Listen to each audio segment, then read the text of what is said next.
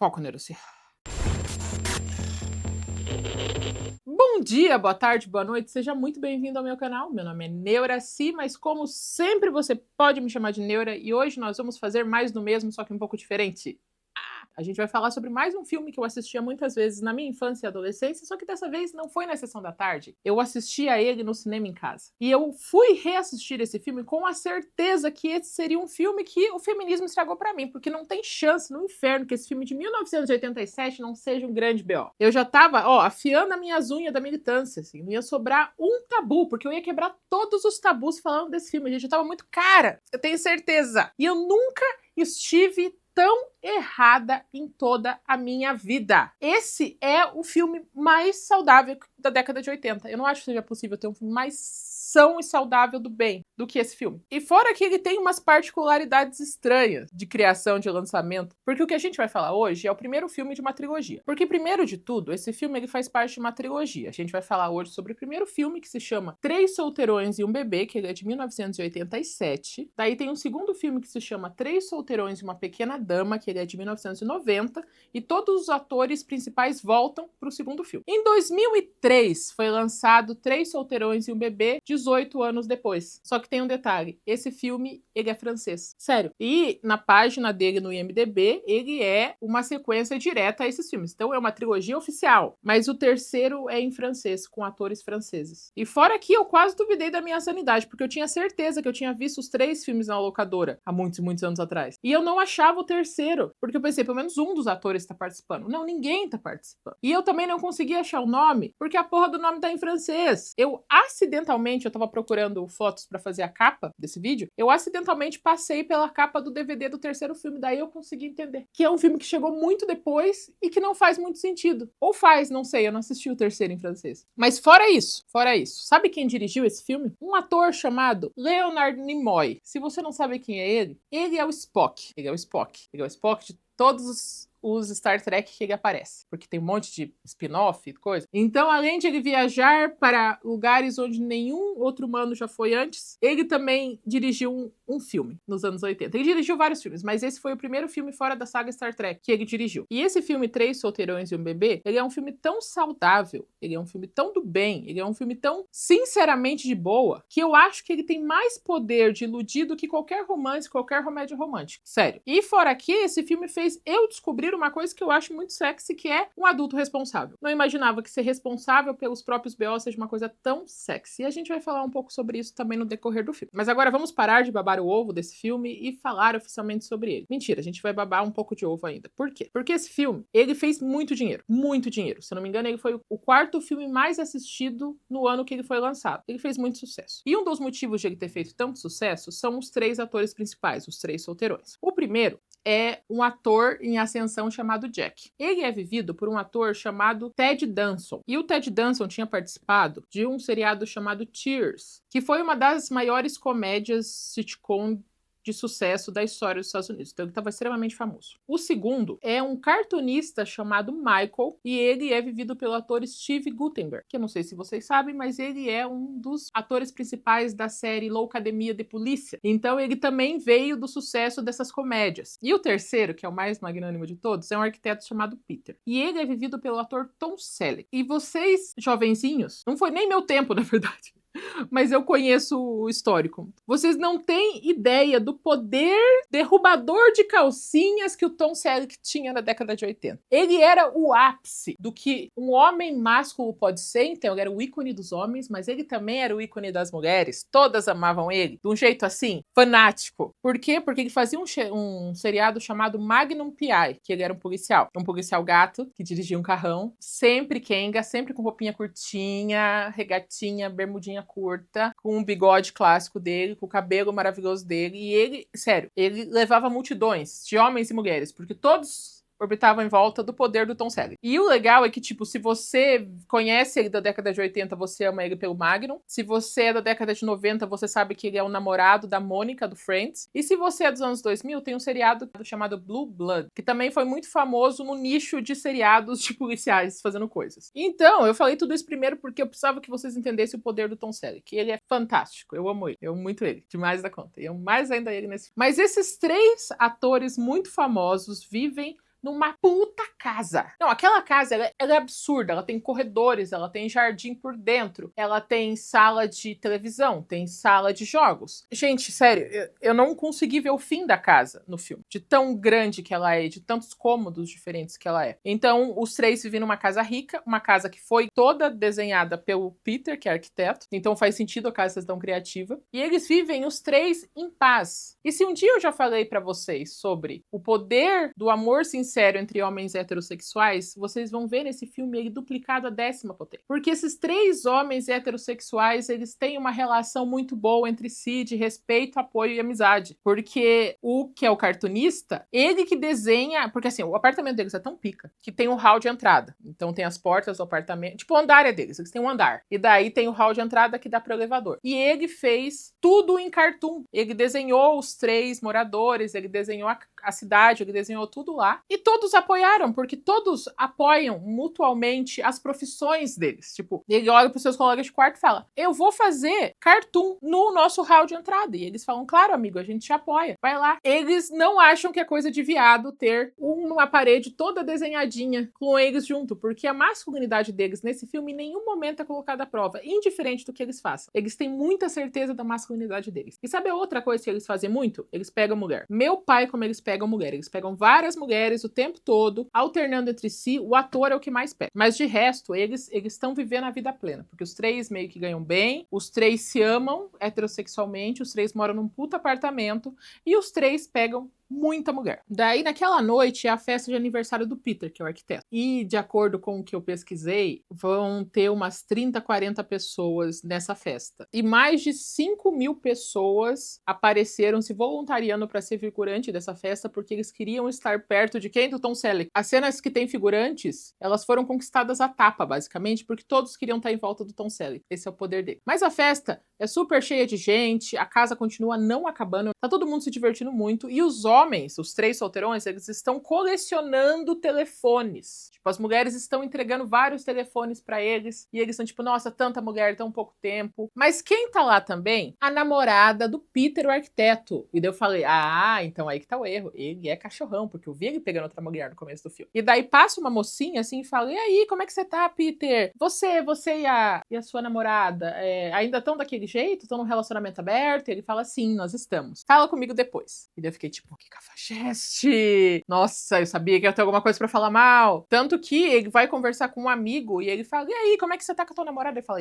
nós estamos muito bem, nós estamos firmes há 5 anos. Ele fala, nossa, que bom, top. Eu falei, nossa, mentiroso. Como que fizeram isso com você, Tom Selleck? Mas sabe qual é o plot twist? Eles realmente têm um relacionamento aberto. E parece que é mais da vontade dela do que dele. Porque ela tá focada na carreira dela. Em algum momento nesse filme, ela é julgada por focar na carreira dela? Não. Então os dois têm esse combinado de ver outras pessoas e continuar meio que junto. Porque a prioridade dela é o trabalho. Tanto que no final da festa ela tá indo embora. E o Peter pede, pelo amor de Deus, fica aqui comigo, passa a noite comigo. Ela fala, não posso, amanhã cedo eu tenho audiência. Mas foi muito boa a festa. E dá um beijinho e vai embora. Porque ela é o quê? Independente, empoderada. Nessa festa acontece outro momento bonitinho de amor sincero entre homens heterossexuais. Que o ator, ele recebeu o convite pra fazer um filme na Turquia. E daí ele tá contando isso pro arquiteto. E daí o arquiteto fala, veja se é bom pra você. E daí o ator fala, eu não sei se vai ser bom pro aluguel, já que eu vou receber só depois. O que o Tom Selleck fala? O que o arquiteto fala? Ele olha pra ele e fala, não se preocupa não, amigo. Eu pago o seu aluguel esse mês porque eu quero que você tenha essa oportunidade de trabalho. Do nada. Porque eles se apoiam. Eles se apoiam sinceramente. E outra coisa que acontece nessa festa é que o ator conversa com o agente dele fala, olha, tá vindo uma encomenda pra mim, eu não vou estar aqui, eu posso mandar pra cá? E ele fala, pode. Beleza, essa parte é importante. Então, acabou a festa, cada um vai pra sua cama, ator vai pra cama com uma mocinha, e no outro dia a gente acorda com o Peter, nosso arquiteto lindo, fazendo exercícios. E ele vai ser um grande exemplo de homem Kenga. Amamos vocês, homem Kenga. O termo Kenga pode ser meio pejorativo, mas pra mim só significa amor. Porque ele termina de fazer o exercício dele e ele vai correr. Ele vai correr com o menor shortinho da seção masculina que ele encontrou. E uma regata cavada, pra mostrar o peito cabeludo, cavada assim, bem curtinho, bem pequenininho. E ele vai todo faceiro correr quase sem roupa, por quê? Porque ele é um gostoso e ele sabe disso. E daí ele chega em casa, entra pela porta, volta e tem um bebezinho no chão. Ele olha, ele surta um pouquinho e ele chama o amigo cartunista e fala, olha isso. Ele fala, é um bebê. Dele, é um bebê, o que o bebê tá fazendo aqui? Ele fala, tá dormindo?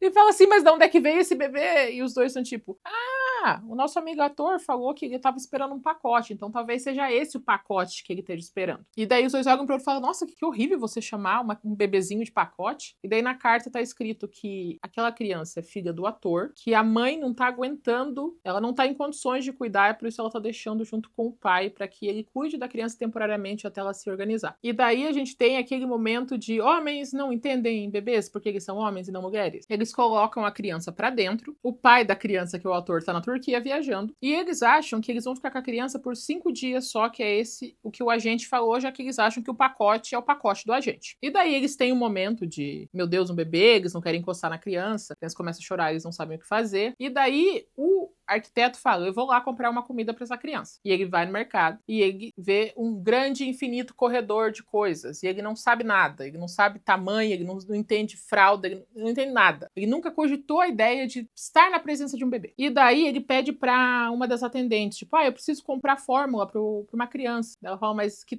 idade? Ele fala, desse tamanho. Você não sabe a idade da sua própria criança? Ele fala, eu sei, mas eu não lembro. E daí ela explica que se você colocar a mão na boca e estiver crescendo o dente, ela tá com entre 4 e 6 meses. E daí ele pergunta, tá, mas qual que é a marca de fórmula mais vendida? E daí ela mostra. Ele fala, então essa é a melhor. Ela fala, não, essa é a mais barata, por isso que ela é a mais vendida. Ele fala, qual que é a melhor? Eu quero saber qual que é a melhor de todas. Essa daqui. Mas tem que ver se teu bebê não é alérgico a ferro. Ele, como assim a criança é alérgica a ferro? Ele fala assim, daí ela vai vomitar horrores e tal. Mas então o que eu compro? Ela fala, depende. Quais as alergias da sua criança? E daí ele pega uma de cada marca.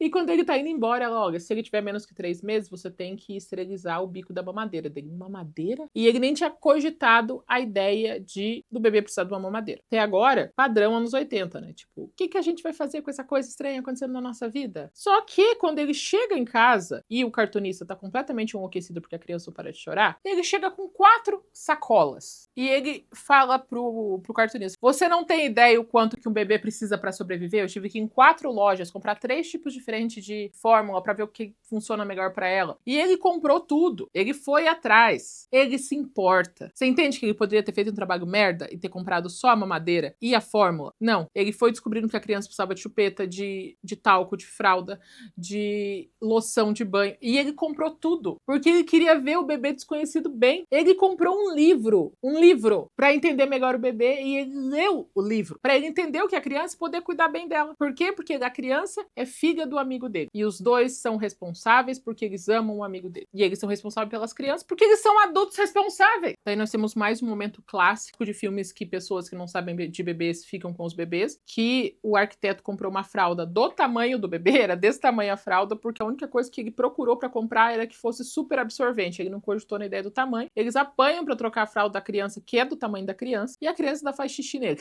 Só que isso não impede nada. Ele vai dar banho na criança, o outro pega uma escova para limpar o sofá do xixi, naturalmente, e os dois, por 5 dias, eles se organizam para cuidar bem dessa criança. Então, eles aprendem o que fazer. Nenhum dos dois é omisso. Então, eles fazem um cronograma para que cada um troque fralda de uma vez, para que um durma junto com ela e depois o outro durma junto com ela. Tipo, no bercinho, assim, ela veio num bercinho tipo de Moisés, assim, e eles colocam ela na cama, em cima do bercinho, e um dos dois sempre tá fazendo companhia. E eles aprenderam tudo, sozinhos, porque era importante. E eles assumiram o BO porque eles gostam do amigo deles. Em um universo, um oceano de filmes de homens imaturos, incompetentes, que conseguem a esposa gata. Nos anos 80 era isso, né? Um homem completamente infantilizado e uma namorada gata, uma esposa gostosa, que trata ele como criança e deixa ele ser irresponsável quanto ele quiser. Tem esse filme onde as pessoas apenas são adultos responsáveis. E isso é tão incomum que eu fiquei... Como assim? Não se dando por vencido esse filme de mostrar o retrato de homens adultos responsáveis agindo com empatia e amor em relação às outras pessoas, a gente ainda tem as mulheres nesse filme, né? Que elas são maravilhosas também. Uma hora, o arquiteto tá desesperado e liga pra namorada, não monogâmica dele. A namorada, como se importa de verdade com ele, vai correndo ajudar ele, só que ela leva quem? O date dela. Ela tava indo com um encontro com um músico de uma orquestra e ela leva o cara junto pra casa do namorado dela. E daí ela fala, o que aconteceu? O que aconteceu? Ele fala, olha um bebê. Daí ele fala, mas por que você tem um bebê? Daí ela fala, porque é do ator. Fala, nossa, que coisa. Daí ele fala, você não quer ficar aqui? Posa aqui comigo, por favor, pra você cuidar dela. Ela olha pra cara dele e fala, só porque eu sou mulher você acha que eu sei cuidar de um bebê? Daí ele fala, sim. Daí ele fala, não sei, meu amor. Tenho a menor ideia, eu tenho um date, eu vou sair com esse homem. Daí ele fala, ela olha pra ele e fala, você tá com ciúme? A gente tem um combinado, meu bem, que a gente sai com outras pessoas. Não é assim que funciona. E daí ele, tá bom, mas o que eu vou fazer com essa criança? Eu tô desesperada. Ela olha pra ele e fala, você é um adulto. Vai dar tudo certo e vai embora. Ela trata o adulto como adulto, prioriza primeiro ela, ao invés de ser babá da criança do amigo dele, e deixa eles. E tudo isso que acontece, ninguém fica bravo, ninguém culpa ninguém. Tipo, o arquiteto queria que ela cuidasse da criança, mas ela não cuidou, ele não ficou bravo, ele não parou de falar com ela, o relacionamento não acabou, porque ele sabe que é verdade. E eles têm o combinado, então eles continuam igual. Não tem ressentimento da parte dele por ela falar pra ele fazer o que tem que ser feito. Daí, no outro dia de manhã, eles estão preparados, porque tá dando 5 dias, eles vão buscar o pacote. Quando batem na porta, chegam 2 homens suspeitos.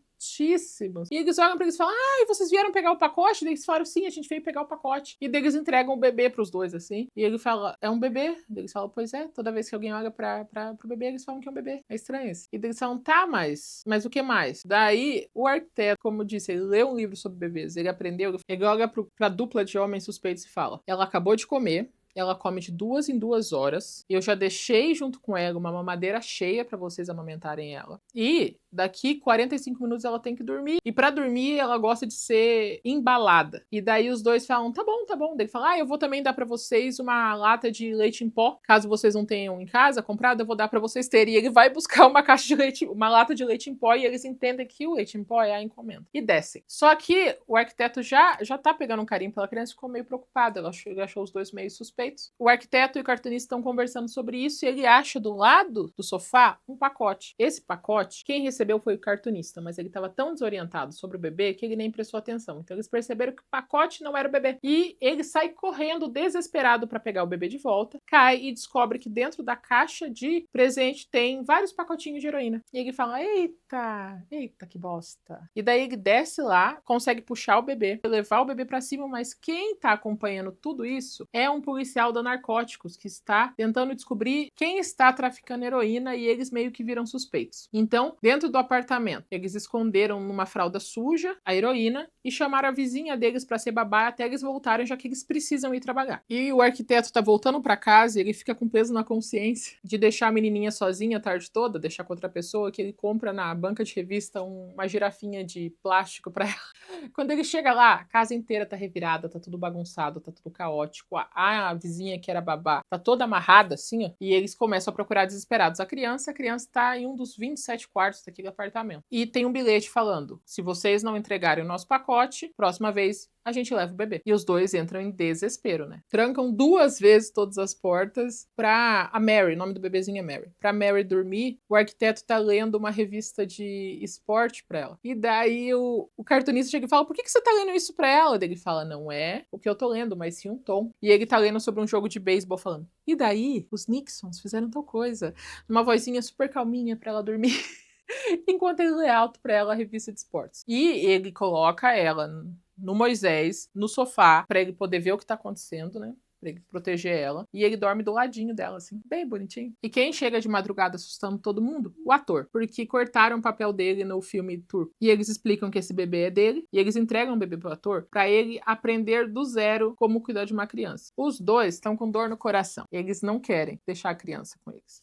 Mas eles sabem que o pai da criança é um homem adulto que tem que aprender as responsabilidades dele. Então, eles deixam o ator aprender a trocar fralda, aprender a fazer a criança parar de chorar, aprender a ficar com ela, tudo. E eles só entregam o livro que o arquiteto leu, ele entrega pro pai da criança, que é o ator, ler também, pra ele falar, ó, com esse livro você vai aprender tudo. E isso é uma coisa que é muito fascinante nesse filme, é meio que um negócio que amarra o filme inteiro, assim. Porque uma das coisas que mais demonstram o amor é você deixar deixar as pessoas lidarem com os próprios BOs, lidarem com as próprias responsabilidades, aprenderem com os erros delas. Porque isso é uma das maiores atitudes de amor. Porque, primeiro, você sabe que a pessoa vai apanhar um pouquinho para aprender. Então, você sabe que a pessoa vai sofrer um pouquinho indiferente do que seja. Você tem que ser paciente com a curva de aprendizado dela. Porque talvez ela demore para aprender coisas que você sabe na hora. Então você não pode puxar da mão dela e falar, daqui que eu faço, daqui, eu faço rapidinho. E você corre o risco da pessoa ficar brava com você por você deixar ela ser responsável pelas próprias atitudes. Mas, a longo prazo, o que você está fazendo é dando a ela a habilidade de ser uma pessoa funcional, de resolver problemas sozinhas, de ter uma vida mais plena, de ter uma vida de mais sucesso. Mas isso é extremamente difícil de fazer, sobretudo para pessoas que você ama. E nesse filme, isso vai acontecer muitas vezes. Então, os dois adultos que ficaram com a criança, eles aprenderam, eles poderiam cuidar, continuar cuidando, mas eles precisam que o pai entenda a responsabilidade deles, então eles deixam o pai sofrer. Eles aguentam a criança chorando no ouvido deles para que o pai aprenda a fazer a criança parar de chorar. Então, eles aceitam o desconforto para que outra pessoa aprenda a ser um adulto. Isso é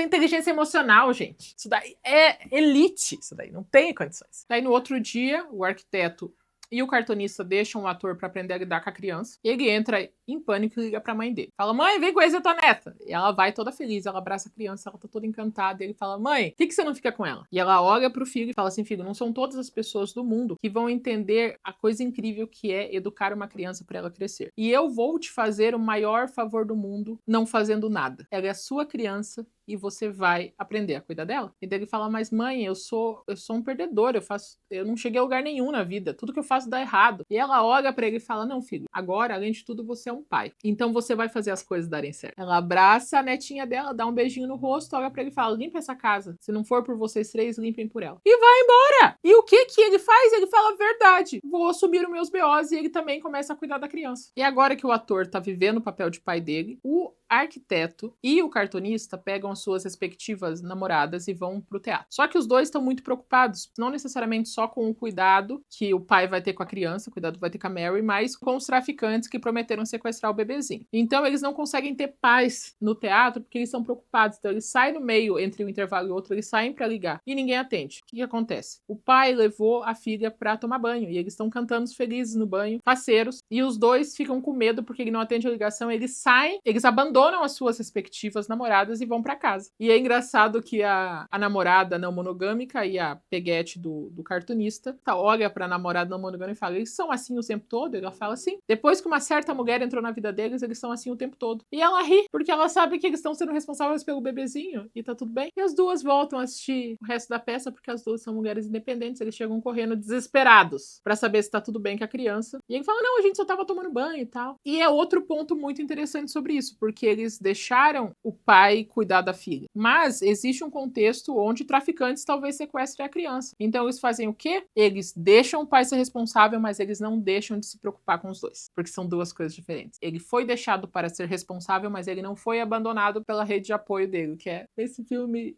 me traz tanta alegria. No outro dia, os traficantes ligam falando que eles vão pegar o pacote e os três fazem um super plano mirabolante que envolve combinar de entregar o pacote numa das obras que o arquiteto está fazendo, colocar o cartunista para gravar a conversa deles, para que eles assumissem a culpa e chamar a polícia ao mesmo tempo. O que dá super certo, a polícia chega, prende os traficantes e agora esses três homens heterossexuais podem ser três figuras paternas para a pequena Mary. E daí eles fazem coisas de família. Eles vão pro parque jogar frisbee e eles alternam para ver quem vai ficar com a criança, porque a criança atrai muita mulher. Daí o arquiteto compra um capacetinho de segurança pra Mary poder ir às vezes no escritório com ele e ele mostrar pra todo mundo a criança na obra. O ator, ele tem que ensaiar a peça de teatro dele e ele coloca a criança no sling atrás dele. Então ele ensaia com a criança nas costas dele. E os três juntos levam a Mary pra natação. Eles dividem o cuidado, dividem as responsabilidades, são pais presentes, são pais atentos, são pais que se importam. E além de tudo, eles não sobrecarregam o outro, o que é tipo incrível, é fascinante. Eles têm até uma musiquinha que eles cantam em vozes pra Mary dormir. Eles ensaiaram uma música pra Mary dormir. E isso não é eu demonstrando um grande sonho de ser mãe de um pai presente. Não, eu nem quero ter filho. Mas a ideia de homens responsáveis, funcionais, empáticos, que se gostam e que assumem responsabilidades é incrível. Não é sobre a criança, é sobre como eles lidaram com essa criança, como eles adaptaram a vida inteira deles para isso, sem reclamar, sem fazer birra, sem nada. E como as mulheres desse filme são muito bem tratadas. E elas são empoderadas e elas sabem o lugar delas, que é um lugar de respeito, de igualdade. Então, não é sobre a criança, é sobre como eles lidam com isso. E é muito bonitinho de ver. Ilude a gente, ilude bastante a gente. Mas quem chega? A Silvia, que é a mãe da criança. Ela bate na porta e fala: eu vim buscar minha filha. E a cara de desilusão dos três. Nossa senhora, eles estão desiludidos. E daí você vê o cuidado deles, porque a criança chegou só de Moisés, né? E eles estão pegando todas as caixas de coisas que eles compraram. E o cartunista fala: e se a Mary quiser tomar uma vitamina? Ele fala: pega o nosso liquidificador e leva. Então eles estão colocando itens de casa para saber que a criancinha tá confortável. Eles entregam ela pra mãe e ela vai embora. A mãe, ela é britânica, ela trabalha em Nova York e ela vai voltar para a Europa para os pais ajudarem a cuidar da Mary, porque ela não consegue trabalhar e ficar com a criança ao mesmo tempo. Gente, os três, eles ficam numa fossa, mas uma fossa tão grande. Um tá vendo vídeos que eles gravaram da Mary, o outro tá ouvindo a música que eles cantavam juntos para ela. O arquiteto acha o capacetezinho de segurança dela, e os três são tipo, meu Deus do céu, nossa filha. E daí os três percebem que a vida deles é muito mais infeliz agora que não tem a Mary, e eles vão correndo pro aeroporto tentar evitar que a mãe da Mary vá pra Europa. Então é como se fosse uma grande comédia romântica que no último momento eles vão no aeroporto pra encontrar a amada e falar pra ela não ir, só que agora é uma bebezinha. E que eles querem ser pais dessa bebezinha. Só que eles chegam e o avião já saiu, eles voltam completamente desiludidos pra casa. E quem tá lá? A Silvia sentada no chão, chorando, desesperada. E daí eles botam ela pra entrar e ela começa a falar: eu não sei o que fazer, eu passo a noite toda alimentando ela, ou fazendo ela dormir. E daí eu não durmo nada. E eu gasto todo o dinheiro que eu ganho como atriz pagando babás. E eu não posso nem levar minha filhinha no parque. E, em resumo, ela tá constantemente exausta, se sentindo culpada, achando que ela não é um bastante. E o que esses três homens falam pra ela, eles falam: você tá fazendo até demais. Nós três juntos não dávamos conta, imagina você sozinha. Tá tudo bem, não é fácil mesmo ser mãe. Então eles não julgam ela por ela ter abandonado a criança. E quando ela volta, eles têm empatia por ela, porque eles viveram aquilo e eles falam: nós sabemos como é cuidar dessa criança, nós somos três e você é só uma e deve ser horrível. E daí ela fala pra eles, ela fala: eu não quero voltar pra Europa, porque lá eu não vou conseguir trabalhar, mas eu também não posso deixar essa criança sem cuidado. E eu queria saber se eu vou poder contar com vocês para não ficar sozinha. E os três falam: claro, a gente cuida dela o tempo todo, você pode trazer quando ela quiser aqui. A gente quer muito ela bem-vinda. E o arquiteto olha pra Silvia e fala: eu não quero assim. Eu não quero ser babá dessa criança. Eu quero ser pai dessa criança. Por que você não deixa ela aqui com a gente? E daí ela fala: não, mas eu não quero ficar sem minha filha. Ele fala: você não tá entendendo. Nós decidimos como grupo que você vai morar aqui com a gente. Porque daí você tem tempo de trabalhar e a gente cuida da criança. Não tem problema, não. Daí ela fala: mas você tem um quarto pra mim? Daí ele fala: não tem problema. Eu construo um quarto pra você, mãe da minha filha. E eles ficam muito felizes e ela aceita. Eles pediram pra mãe da criança morar com eles para que eles possam ter a oportunidade de ser uma figura paterna para aquela criança. E acaba com os quatro morando juntos. 3 homens adultos heterossexuais e uma mulher solteira com um bebê, para todos eles darem uma boa educação para essa criança. O filme acaba com 4 levando a criança para passear de carrinho e eles fizeram uma barra estendida para que todos possam segurar o carrinho ao mesmo tempo. E o filme acaba com os 4 felizes vivendo juntos em amizade. Gente, esse filme, ele é o antídoto Red Pill. Esse filme, ele é o anti-Red Pill. São homens adultos, eu já repeti isso algumas vezes, né? Mas são homens adultos responsáveis que assumem os problemas que a vida acontece e resolvem as coisas. Eles vivem num universo onde as mulheres não são julgadas por serem mães solteiras, onde as mulheres têm a independência de fazer o que elas quiserem, elas deixam os homens serem adultos e eles não ficam ressentidos por isso. Eles pegam sim a geral, mas pelo que parece eles têm bastante responsabilidade afetiva, então eles não se apegam, não iludem, eles pegam. Eles não iludem. Eles não tinham ideia de como cuidar de um bebê e ao invés de falar: não sei o que é pra fazer não, eles foram lá e aprenderam. Não é sobre não saber, é sobre querer aprender. É sobre ter o quê? Proatividade, em associação, empatia. É isso, gente. É um filme do bem. É um filme que você vê uma representação saudável da masculinidade, num universo com representações saudáveis do que é ser mulher, num filme de 1987. Me bugou bastante. Eu acabei o filme, tipo, muito errado. Eu acabei, tipo, como assim? Estranho, isso é tão estranho. Mas vocês deveriam assistir, eu realmente recomendo. Sobretudo vocês assistirem de novo agora e virem contar nos comentários o que vocês acham, porque eu vou adorar ter essa conversa com alguém de um filme tão incrível. E é isso, gente. Não se esqueçam de, se vocês gostaram desse vídeo, curtir esse vídeo. Se vocês não gostaram, guardar essa informação no coraçãozinho de vocês. Se você não é inscrito, se inscrever no meu canal. Ver a minha descrição, temos um grupo no Telegram. E se você quiser ser membro, você pode ser membro do meu canal. A gente se vê na próxima semana ou a qualquer momento.